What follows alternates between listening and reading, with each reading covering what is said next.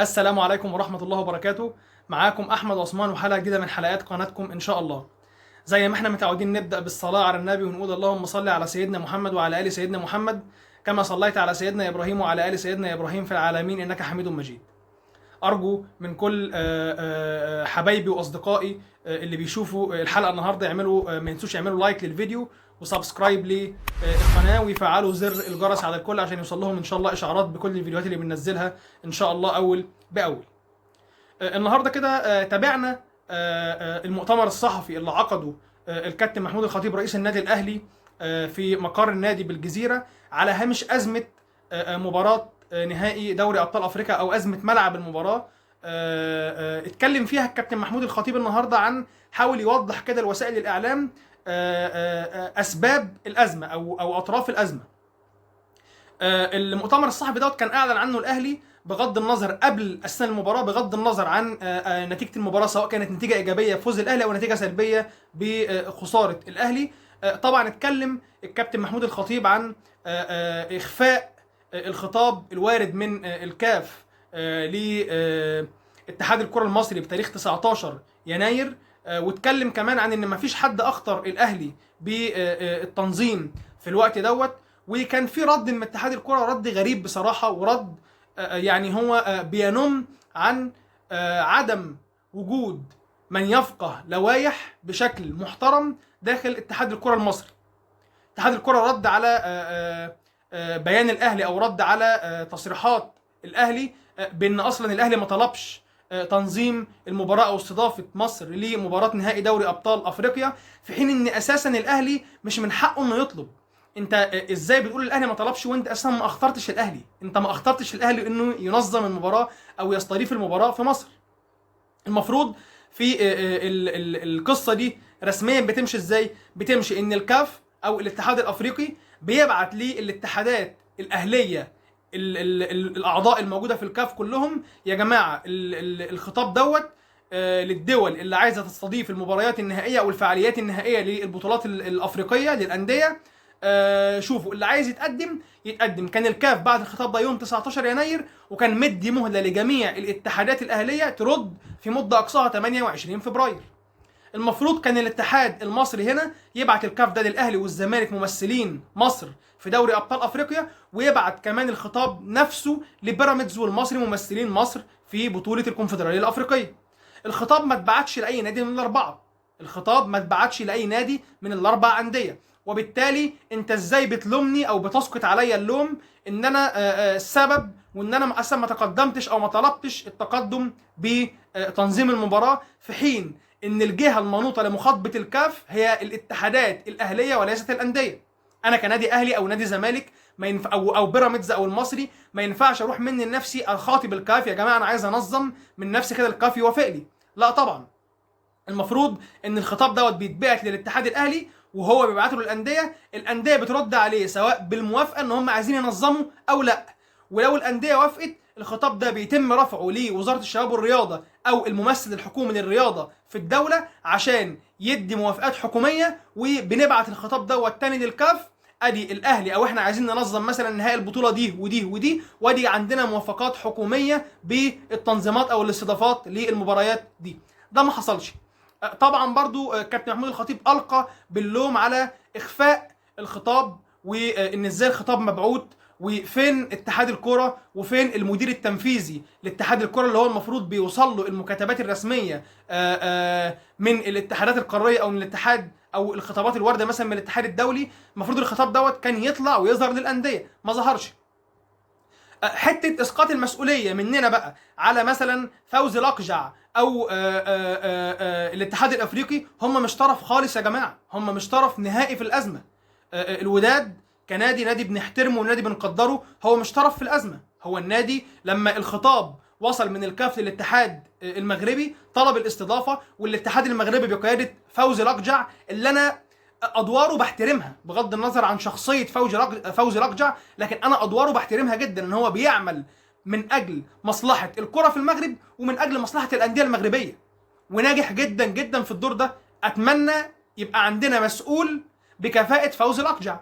انت بتتكلم النهارده الكره المغربيه ما شاء الله، المنتخب المغربي واحد من اقوى المنتخبات في قاره افريقيا وصل نهائيات كاس العالم قطر 2022، وكمان البطولتين القاريتين اللي بيتنظموا من الكاف للانديه فاز بيهم انديه مغربيه. الوداد فاز بدوري الابطال، ونهضه بركان فاز بالكونفدراليه الافريقيه. فالراجل بيعمل دوره محدش يقدر يلومه، والاهلي ما اسقطش اي لوم على الاتحاد او فوزي الاقجع نهائيا.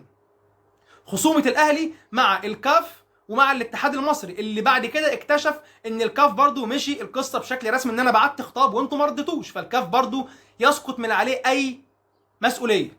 القصه هنا بقت امام الاتحاد المصري والمسؤول المحترم اللي اخفى الخطاب عن الانديه وما ارسلوش للانديه، والايد الخفيه او الايد اللي معروفه لنا كلنا اللي ساعدت او اللي مشيت بالخطه دي او مشيت بالموضوع دوت للنهايه عشان ما حدش من الانديه يعرف، وبالتالي مصر ما تتقدمش باستضافه المباراه دي. وكمان الكابتن الخطيب عشان نقفل النقطه دي بدأ كلامه في المؤتمر الصحفي بتهنئه نادي الوداد المغربي الشقيق بالفوز بالبطوله. الف الف الف مليون مبروك عليه البطوله، وكمان تمنى ليهم مشاركه مميزه ومشاركه جيده، وانهم يشرفوا الكره الافريقيه في كاس العالم للانديه. نتمنى ده ان شاء الله، ومليون مبروك للوداد المغربي الشقيق. المؤتمر الصحفي النهارده عشان نقفل النقطه دي وما نتكلمش فيها تاني، كان هدفه اللي هو بيوضح للشارع الرياضي او للاعلام المصري اسباب وصول او اسباب وجود الازمه ديت او مين اللي حط او مين اللي ورط الاهلي في الازمه دي.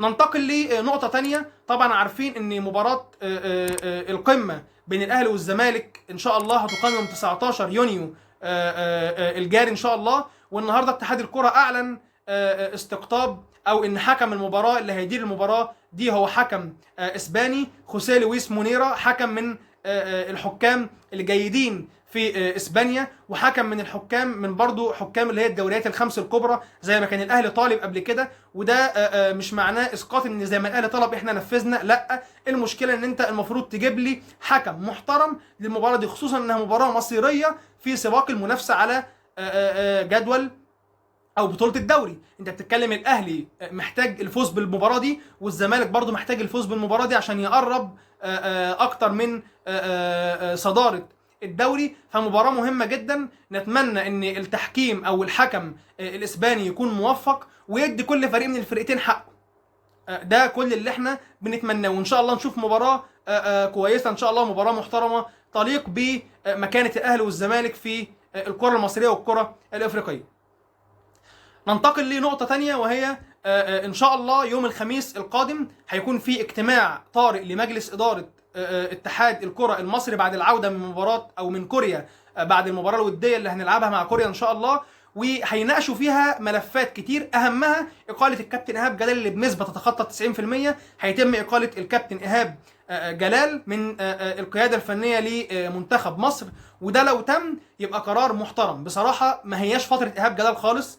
اتحاد او منتخب مصر محتاج مدرب قوي، محتاج مدرب اجنبي، محتاج مدرب اجنبي كبير ومدرب اجنبي محترم يقدر يجي يعمل خطه ويعمل يعني خطه مستقبليه كده للكره المصريه بشكل عام وللمنتخب، عشان يبقى عندنا منتخب قوي نقدر ان احنا ننافس بيه على البطولات في المراحل القادمه. لان القصه مش قصه مدرب بس، الموضوع ما هوش موضوع مدرب بس، احنا عندنا كمان في مشاكل في جودة اللاعبين في المنتخب المصري. وكمان سمعنا كده اليومين اللي فاتوا عن استقالات من بعض اعضاء مجلس الاداره المحترمين زي الكابتن حازم امام والكابتن محمد بركات، ونتمنى برضو مع اعلان باذن الله رحيل او اقاله الكابتن ايهاب جلال يكون في كمان استقاله من اتحاد الكره المصري، ويسيبوا فعلا بقى اداره الكره المصريه لناس بتاعه كوره، لناس هي اساسا شغلها الشاغل كره قدم، عشان يبقى عندنا كره محترمه، او نرجع لسابق عهدنا في القاره الافريقيه ان شاء الله ككره مصريه على مستوى المنتخبات وعلى مستوى الانديه. كمان الاهلي بينتظر وصول بيتسو موسيماني بعد الدوره التدريبيه اللي بياخدها في المغرب، عشان هيتم عقد اجتماع معاه وهيناقشوا بقى كل احتياجات ملف قطاع كرة القدم في النادي الأهلي. إن شاء الله هيتكلموا مع موسيماني طبعا زي ما احنا عارفين في ان هم عايزين يجيبوا مدرب مساعد في الجهاز مع موسيماني، وعايزين يغيروا مدرب الاحمال، يجيبوا مدرب احمال كويس، والترشيح بيروح لانيس الشعلالي المدرب الاحمال التونسي اللي كان اشتغل في الاهلي قبل كده مع حسام البدري، واشتغل كمان في منتخب مصر مع جهاز حسام البدري. وهيتكلموا كمان معاه في ملف الصفقات والتدعيمات اللي الاهلي محتاجها ان شاء الله الموسم اللي جاي. خبر برضو كده هنختم بيه ان شاء الله الحلقه النهارده، وهي شفنا طبعا كلام الفتره اللي فاتت على امكانيه عوده احمد حجازي المدافع الدولي للنادي الاهلي، واللي عودته ان شاء الله هتكون بمثابه اضافه قويه جدا لخط دفاع النادي الاهلي باذن الرحمن. احمد حجازي في كده حاجات احنا سامعينها ان هو وافق على عرض الاهلي، وشفنا الصحفي السعودي الكبير ابراهيم الفريان على صفحته كده غير التغريده قال: يا خساره احمد حجازي وافق على عرض النادي الاهلي. ولكن القصه هنا هي الاجر اللي بيتقاضاه احمد حجازي مع اتحاد جده السعودي، وهو تقريبا بيتخطى 2 مليون دولار. هل الاهلي هيدي احمد حجازي الرقم ده او الاتفاق هيكون على الرقم ده؟ ما اعتقدش، لان الاهلي عامل سقف رواتب وهي مليون دولار للعيبه المصريين، وتقريبا مليون و400 الف او مليون و300 الف للعيبه الاجانب. فما اعتقدش ان الاهلي هيدفع الرقم دوت لاحمد حجازي. ولكن احمد حجازي في تصريحات سابقه ليه لما بيراميدز بعت له عرض رسمي، هو قال ان هو لو فكر ان هو يرجع للدوري المصري هيكون رجوعه عن طريق بوابه النادي الاهلي.